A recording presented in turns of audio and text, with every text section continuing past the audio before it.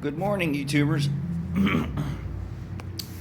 So since I own a Tesla and my brother owns a Tesla, and I never really did any research prior to purchasing it, my mistake. But this video is about some discussion with so many people out there saying there's no maintenance. Well, you're completely wrong. Wiper blades are considered maintenance. Tire rotations are considered maintenance. Tires are maintenance. Brakes are maintenance. Front end's maintenance. Battery charging is maintenance. So there is some maintenance. Actually, and there's antifreeze and transmission fluid. So the gearbox should be maintenance as well. I don't know if people are actually doing that. And the antifreeze should be serviced at least every 2 years, in my opinion, for corrosion reasons. And it's no secret that the coolant seal and the rear differential is a high failure rate. So, and antifreeze is very corrosive.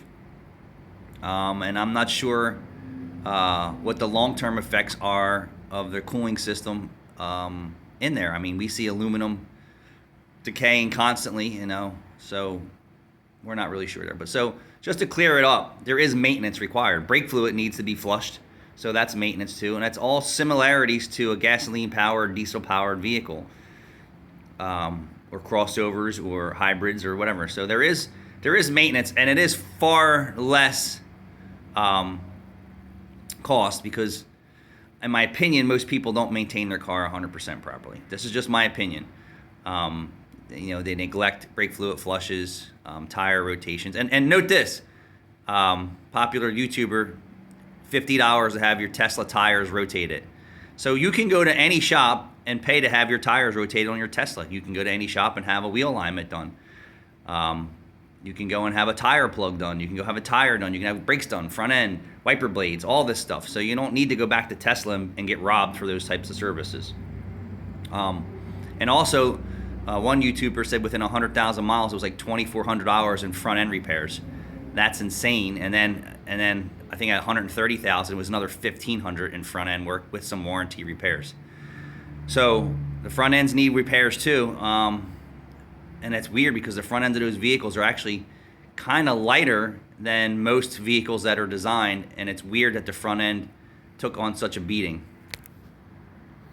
Just my opinion there. So, and you can also have your front ends repaired on your Teslas at any shop. I mean, the front end is a front end today. And same thing with the rear suspension. So you don't need to go back to your Tesla dealership for repairs and maintenance unless it's covered.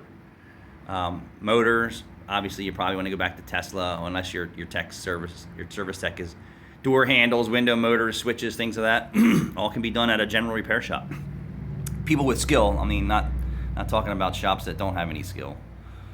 But yeah, so if you have a Tesla and you need some repairs and maintenance, come check us out.